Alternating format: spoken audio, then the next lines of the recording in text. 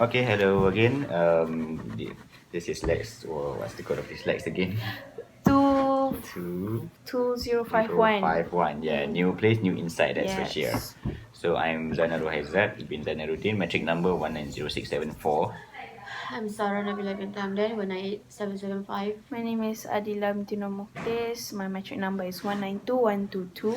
And today we are going to talk about Caversham Wildlife Park. Yeah, Caversham Wildlife Park. So as the name suggests, it's a wildlife park that is started and owned by, but it's owned actually by a family. They by themselves. It's not government. It's Funded. Not government funded, but government regulations have been conducted to ensure that the wildlife there follows the regulations of the government and for their conservation and their well-being. Yeah. Oh, I didn't know So, that. Thank you for the. What are they known for? Like, what animals do you see? Of course, it's kangaroos, koalas, wallabies. Birds. Yeah, birds. There are many birds in there, right? And then there's also like, I don't remember, but it's The like bird? no, the wombat. I remember the wombat. And also there's emu. Emu, yes. Okay, so Sarah, what did we do there before we get to the Caversham? The lunches, the packed lunches. Remember? You don't remember? We packed lunches. Oh yeah. The sandwiches. Alright. So the girls, we woke up early in the morning. I made some toast, and then Adila and All the other. and the other girls, they packed sandwiches. So basically, we cooked some tuna, and then we spread some Nutella, Yeah, Nutella. peanut butter, and Butter. We're ready to go. So that is for our lunch. Okay. Yeah, that's lunch preparation, basically. We took the bus, right? We did Yeah. not take the train. Yes. Yes. Susanna, what did you learn from the trip to Caversham? Okay, trip to Caversham. Okay, basically, I learned a lot about wildlife, but the most important thing that I learned is that the fur of the kangaroo is very soft, and Very soft. if in Malaysia we have petting zoo, but we don't have kangaroo petting zoo. Like no, it's not non-existent in Malaysia.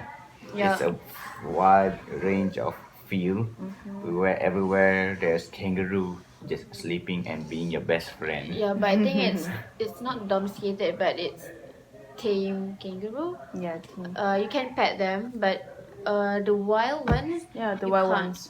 The wild ones are located outside of the wildlife park, so it's really a wildlife park there. Inside, it's like a theme park. That's totally relatable. Because the zookeeper, is it we call them, said that the kangaroos outside of the park are very wild, and they're not usually They're not engaged used to humans. engaged with humans. They only are very used to the cars that going around the park. So if we meet a wild kangaroo, we must be very careful, because if we like provoke them or something, they will Attack you. Attack back. you. They might kick you. kick you. Kick you in the face. Yeah, their Kangaroos toes have strong muscles. Yeah. You know. Yeah. on their tails, very strong muscles. And also there's a lot of shows. We have Farm show. a farm show. So did you manage to see that? No. I missed that. Yeah, I missed that too. I only watched just like a few minutes in the middle of the show. They showed how to use the whip. Yes. Oh yeah, I did. Oh, you watched with me, right?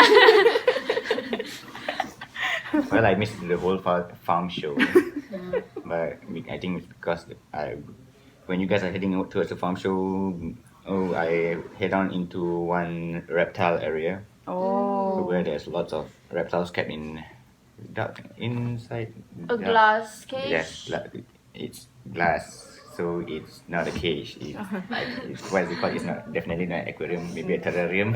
Yeah. It's a terrarium. Sort of. So there's other than reptiles, there's also amphibians and also some invertebrates such as centipedes, millipedes as well, and spiders. I did not go in there. I'm scared. And they showcase they showcase one of the most venomous snakes in Australia there as well, the death adder, in one of the front places. But worry not, because it's inside the terrarium, so it's not gonna bite anyone. So unless you break the glass, you're safe. Yes, what do you think the importance of having this, what kind of wildlife conservation? What? Again, come again. I didn't quite catch The importance, of having a wildlife park, a conservation.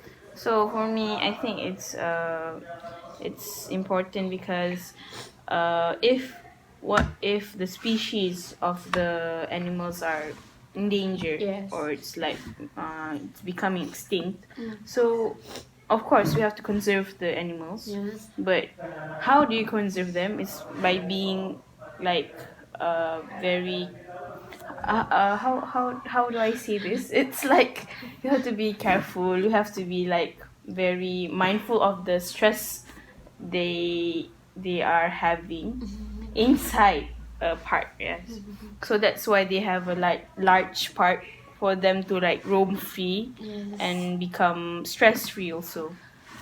How about you, Zana? Okay, so first things first, the importance about the wildlife park is that day by day the habitat of the wildlife are being destroyed by human development, and wiped out. with the ever increasing population of the Human. human beings, where one day we might reach the limit of the carrying capacity of this earth. So